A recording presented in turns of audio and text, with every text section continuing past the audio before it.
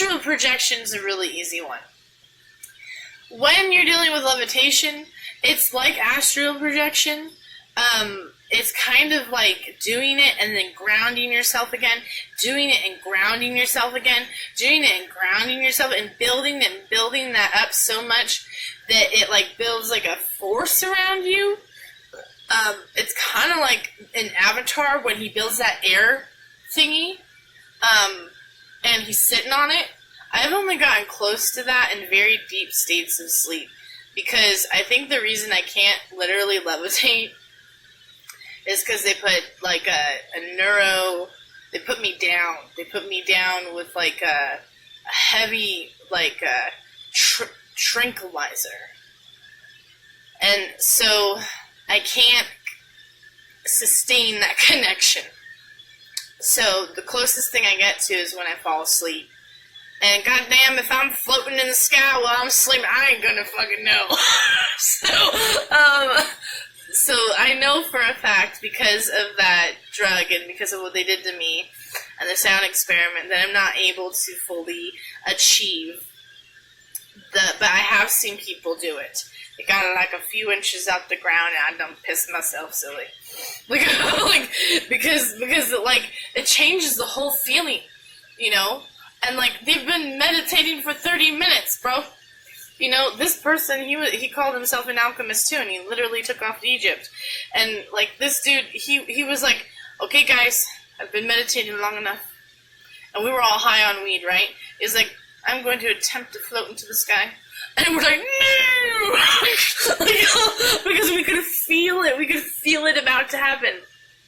And then he does it, just a few inches. And I grabbed the bag next to me, and I was so scared because the spatial diffraction was like really strong, and everything felt like it was just insane. And I grabbed the bag, and I was about to smack him, and he opens his eyes and sits up, and he's like, really? Like he could see me smacking him, like as I was like, come on, get your ass down now, oh my god, and the worst thing is that there were other people in the park, and they were there for like some kind of June drinking festival, and they were just setting it up, but they were just getting done setting up, and it was really late at night, and I was like, these people are gonna fucking tell on us. So what we did is we approached them and we mocked them to their face. And then there was like, okay, what else do we have? Oh, dowsing. I had no idea that I practiced dowsing. I've always had a staff, and I just find huge metal poles, and I just use these big metal poles as my staff, and then I would swing it into the air and meditate and feel, And then I could easierly, like Benjamin Franklin with his lightning rod, be able to feel things. But I don't need to douse to find water or objects. I can see through things for miles. And so I just put my hand up like this and open this eyeball in my hand and look around like this with my eyes closed. And I can tell where shit is, and everything's an echo, you know? And I can look through a building and I can see the entire layout of a building. I can do that, and I can close my eyes and I can tell you a building across the United States. That's what's terrifying about. But then there's the thing about retrocognition, remote viewing, and precognition. This is what I wanted to mention. I have figured out how to describe this. And what's so cool of figuring out how to describe this is because it doesn't show you everything. Your brain only knows certain things. It's only seen certain things. It's good we have the internet. Now this shit's gonna explode, you know? But you only have a comprehension to a certain point. So when you have a vision, or when you get a vision or a look into things, or an insight into things. You know, my gift is so strong, I can close my eyes and sometimes it's boogly boogly boo, somebody turned on a kaleidoscope and went micro-universe on shit. And when you go micro-universe on shit, try looking at pictures of actual things, that they have microscoped and macroscoped and then like sped up photography and like all this different abstract shit, because that shit will help you recognize that shit. And it's really important that you do that, because it actually is kind of what you do when you want to figure out if a plant is safe to eat. You can see the chemical makeup of it. You can see chemicals. At some point I died and I came back to life and it hurt. And I didn't remember shit. I couldn't recognize a car. I saw a car and a bus, and I was like, what the fuck is that? Because the last time I was alive, they didn't have cars and buses. Like, so, it was like in the 1800s, and I was, when, they get born again, and like, all of a sudden, like, you just into your body, and your soul is being consumed by a giant fan. And then there was a golden Buddha. And then there was some kind of offering of gold. And then you come back and you're like, whoa, who am I? That's when the male and female stuff really got weird. Because then all of a sudden I was one with all of my male lives. Like, just instantaneously. It was amazing though, because like then I my voice would have like clown changes. I call them clown changes. Like my face can shapeshift. Like I can clown people's body movements. And so when you have that gift of automatic writing, I will write the logo like the logo. So it's not exactly like I'm just like closing my eyes and drawing something, although that helps to get out what's in your head. But when you're writing shit, it's like the idea is that it's unintentional. You write something, you're like, what the fuck? I'll look at my handwriting. It's so sloppy that it will look like it's saying other things, and that's called your shadow.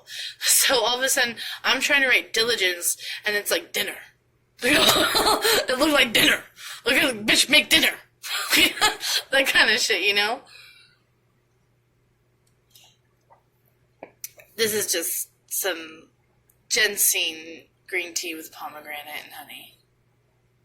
It's great for this explanation. So the symbolism of fruits and vegetables, plants and animals, it's all science, it's all geometry and physics and chemistry. And so you look through life through that lens, and you just endlessly become aware of that. And it's the alchemic phases and processes that start to open up this higher level of consciousness, that extra peripheral or awareness just expands. And then there's the enlightenment language, where you like touch underneath your eye, or you scratch your nose, or you touch your ear. You're not controlling that. That's really hard to control.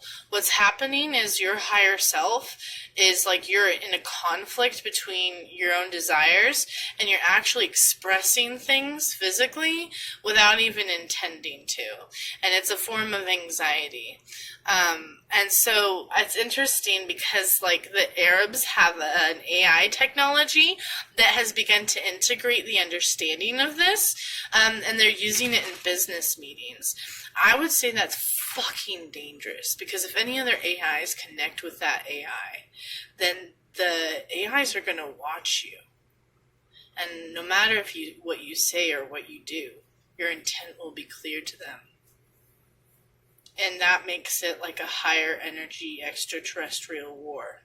And don't think that AIs can't like tap in to different wavelengths and signals as much as they can your own fucking brain. You don't necessarily need nanobots flying through the sky in the chemtrails. You could do that.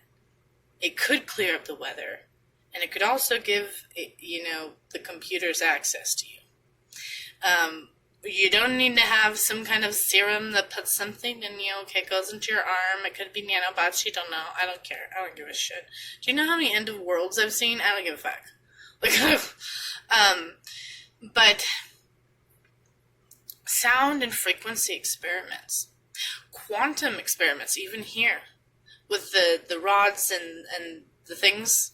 At fucking university, I call it fucking university. They try to put their experiments near our tent, so that's why they let us put our tent there. That was rude. Because it would start beeping. Do you hear that beeping? Where's that beeping coming from? Why is something beeping? Why is it beeping when it's beeping?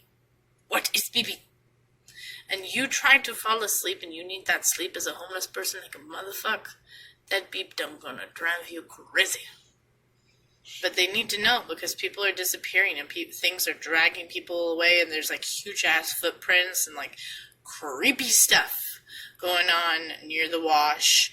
And now they're out there trying to open up the ground right now. And some dark shit done hit this place like a motherfucker. And the government knows about us. Because I'll get on with like the council and be like, and us, we watch you. And it is cause and effect, cause and effect, cause and effect. Anunnaki, Anunnaki, Anunnaki. And it's like, I don't really want to do that. Like, what am I going to be like? Hi, I'm a demigod. Go ahead and try it, bitch.